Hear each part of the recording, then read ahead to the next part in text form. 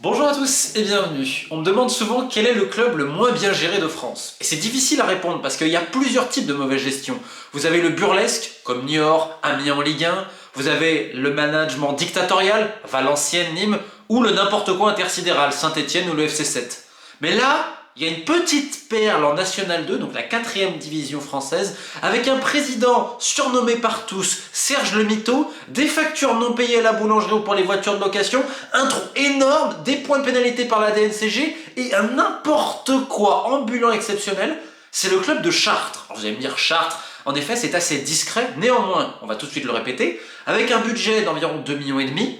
C'est l'un des plus gros budgets de National 2 qui dépasse plusieurs budgets en National 1. Quand vous ajoutez à ça des anciens professionnels comme Ricardo Fati, comme Clément Chantôme, comme Loris Arnaud ou Kevin Bru, j'avais un doute c'était Jonathan ou Kevin, vous avez quand même un effectif très correct qui visait le haut de tableau auparavant, qui était dirigé par Jean-Pierre Papin, mais cette année, patatras. Outre certains retards dans les salaires et autres combines, le club est actuellement dans les positions de relégable et la DNCG a administré une sanction de 5 points selon les dires du président, à cause des comptes de l'an passé. On s'attend à un trou qui dépasse plusieurs centaines de milliers d'euros pour l'exercice, et là on se demande, mais qu'est-ce qui est en train de se passer à Chartres? Comment ce club, qui a un budget et qui vise la montée, est en train de péricliter et pourrait connaître la Nationale 3, voire pire? Alors messieurs, dames, en 2018, on va refaire un petit peu d'histoire, il y a plusieurs clubs qui vont fusionner, et donc il va y avoir le C' Chartres, pour donner enfin à la ville une équipe de football à la mesure de ses ambitions, notamment politiques. En effet, le maire, il y a une certaine politique vis-à-vis du sport, et donc on espère que ça va aider la formation, que pas mal de jeunes joueurs de Chartres vont pouvoir jouer dans cette équipe Fagno, et que le but c'est d'arriver en National 1, voire pourquoi pas en Ligue 2. Donc on assemble les forces, et pour cela on nomme un président, un ancien joueur du championnat de France, émérite, qui avait marqué beaucoup de buts, qui avait également été en équipe de France, monsieur Solaire, qu'on avait ensuite connu en tant que dirigeant à Saint-Etienne. Alors malheureusement pour lui, ça s'était quand même mal terminé avec une peine de justice dans l'affaire des faux passeports. Il avait connu ensuite plusieurs clubs, notamment Poissy, et retenez bien parce que la relation Poissy-Chartres, elle est aussi assez comique. Donc, Gérard Soler est là, président, on va ramener également des gros noms, on commence par un entraîneur qui à l'époque avait un CV assez ronflant, Jean-Guy Valem, qu'on avait vu au Congo, à Auxerre, etc., qui maintenant s'est quand même spécialisé ces dernières années en N1 N2, là, je crois qu'actuellement il est à Colmar, si je ne dis pas de bêtises. Donc Jean-Guy Valem, et là on met de l'argent. C'est-à-dire que Chartres, c'est l'un des budgets les plus importants de National 2, avec cette fusion-là. Et donc les premières saisons, comme on peut le voir, ça titille la montée, tu te dis bon pourquoi pas, Chartres en N1, mais à chaque fois il y a un petit problème, soit parce qu'ils ont l'ogre de Versailles, soit la saison elle s'arrête avec le Covid, bref. Ensuite on voit Jean-Pierre Papin sur le banc, et tu te dis bon c'est pas mal, ça a l'air très sympa, il y a des anciens joueurs, alors finalement le projet jeune, il n'y en a pas tant que ça et tout, mais en fait ça cache une tambouille exceptionnelle. C'est-à-dire que année après année, on commence à creuser les comptes du club. Parce que la mairie met une énorme subvention, ça y a pas de problème. Bon, les structures, pas exceptionnelles, mais en fait, il y a de plus en plus de trous. Et là, je peux vous dire, c'est plusieurs centaines de milliers d'euros. Ce qui fait que la DNCG donc, a sanctionné, là, de 5 points de pénalité. Et là, on est au n'importe quoi. Cette année, ça a explosé. Parce que depuis des années, les joueurs se plaignent de leur président, monsieur Solaire, qu'il surnomme Serge le Mito. C'est-à-dire qu'il va te raconter des trucs, mais c'est n'importe quoi. En fait, on enfume les gens, en fait, à Chartres. Parce qu'on arrive, on te dit, regardez, on a un club quasi professionnel, donc on va citer des noms, parce que dans ce club, on veut des noms. C'est pour ça que t'as eu des Jean-Pierre Papin, des Jean-Guy Valem, etc. Sauf que des fois, c'est peut-être pas forcément ce qu'il faut, même dans l'effectif. On va recruter des mecs qui ont un gros CV, et on va oublier quelques jeunes et tout ça. Et là, on va saisir quelques anecdotes. Il y a un homme qui s'appelle Kader Chehida, qui était, on va dire, la personne qui faisait tout le recrutement, qui est, on va dire, un peu le bras droit de monsieur Solaire. Sauf qu'il a fait 2 passages au club, aujourd'hui il est plus là, mais le club continue à payer son loyer. S'il est plus là, pourquoi payer encore le loyer? Enfin bref, c'est encore un truc un peu bizarre. Et là j'adore, niveau salaire, c'est génial. Bon, on va te mettre 2500. Puis à la fin du mois, on te dit qu'il y a peut-être 200 balles, faut le donner à quelqu'un, etc. Donc il y a des petites retenues sur les salaires, il y a des mecs qui mangent sur les salaires, les primes, on oublie de les mettre. Alors déjà là, un terme de micmac sur les salaires, c'est exceptionnel. Le joueur, admettons, il veut 2000, on dit non, on va te donner 2200, 2300. Et en fait, on va pas te les donner. On va te donner 2000 parce que le reste, il y en a qui les mangent. Et c'est ça tout le long. Alors, on va pas parler parce que monsieur Solaire, honnêtement, s'il veut continuer dans le foot, je dis vraiment pour lui, faut qu'il arrête de mentir à tout le monde en fait. Parce que c'est pas possible.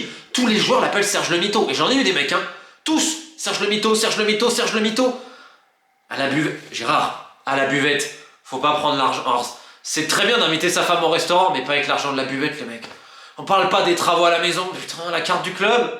Mais bon, ça va, tout va bien parce que La mairie donne des prestations à travers une agence de consulting. Donc Monsieur Solaire, il est tranquille. Mais ensuite, t'as du micmac à tous les niveaux. La boulangerie, elle est plus vraiment payée. Donc on peut plus aller à la boulangerie maintenant. Alors ça, je l'avais vu à Niort. Là, vous voyez, Niort, Chartres, on est pas mal. Pareil avec les voitures de location Kia, on n'a pas tout payé. Cet été, il y a des membres du staff, on leur dit, bon les gars, mets-toi au chômage, on va te faire des attestations et je te remets un CD l'année d'après. Eh, c'est le folklore. Donc là, financièrement, en effet, ça tire un petit peu la langue. Mais pas de panique. Le club a trouvé le moyen de faire des économies. Eh ben on enlève les 4 quarts aux jeunes. Ah, c'est pas une connerie. Il y a les palais bretons aussi qu'on enlève ailleurs, etc. Maintenant on amène les gobelets d'eau. Donc c'est vrai qu'un club qui a autant de trous, c'est les 4 quarts pour les gamins le problème. Alors là, c'est pas les contrats fédéraux pour des mecs qui n'avaient pas le niveau, qui étaient super chers à plusieurs milliers d'euros. Non, non, non, non. Parce que le train de vie de l'équipe première, t'as des salaires, elle est colossale la masse salariale. Et cet été, t'as un recrutement quand même assez ambitieux. Et aussi un peu désespéré au final parce que ça avait mal commencé. Donc t'as quand même des CV ronflants. Loris Arnaud, qui venait de Poissy. Clément Chantôme, également de Poissy. Je vous disais la relation, on va dire, Poissy-Chartres. Alors Chantôme, il y a 15 000 euros en plus. Sauf qu'on n'a pas le droit de faire des transferts payants à ce niveau-là, les mecs.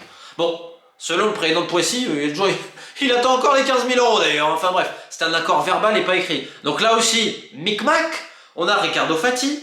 On a Kevin Bru, qui a quand même aussi une belle carrière. Il y a d'autres joueurs intéressants comme Arnaud Archambault, je crois, je dois mal le prononcer peut-être, il m'excusera, qui a joué au Mans, qui a fait des véritables carrières.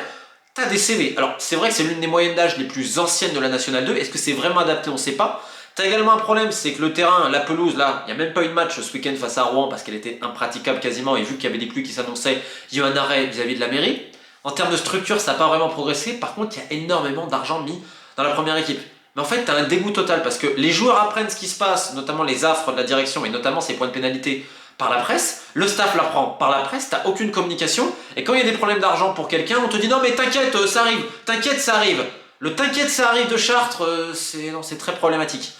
Ajoutez à cela qu'auparavant vous avez ces bisbilles en interne parce qu'en effet quand Jean-Pierre Papin était là, on avait Kader Cheida, Jean-Pierre Papin ne voulait plus de lui.